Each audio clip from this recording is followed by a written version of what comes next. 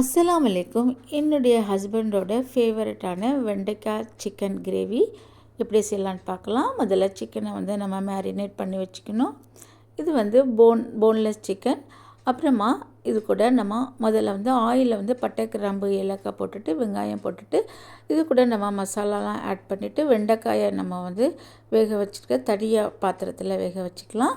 அப்புறமா நம்ம மேரினேட் பண்ணி வச்சுருக்க சிக்கனை வந்து ஒரு தனியாக பாத்திரத்தில் வந்து நம்ம எண்ணெயில் ஆட் பண்ணிவிட்டு தக்காளியோடைய பேஸ்ட்டை வந்து நம்ம தக்காளியை அரைச்சி சேர்த்துக்கலாம். அப்புறம் வெண்டைக்காய் கொஞ்சமாக வெந்ததுக்கப்புறம் அப்புறம் கொஞ்சமாக நம்ம வெங்காயம் சேர்த்துக்கலாம்.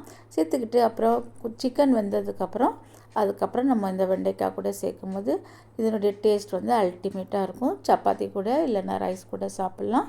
வீடியோ பிடிச்சிருந்தா ப்ளீஸ் லைக், ஷேர், சப்ஸ்கிரைப் பண்ணிக்கோங்க. அஸ்ஸலாமு அலைக்கும்.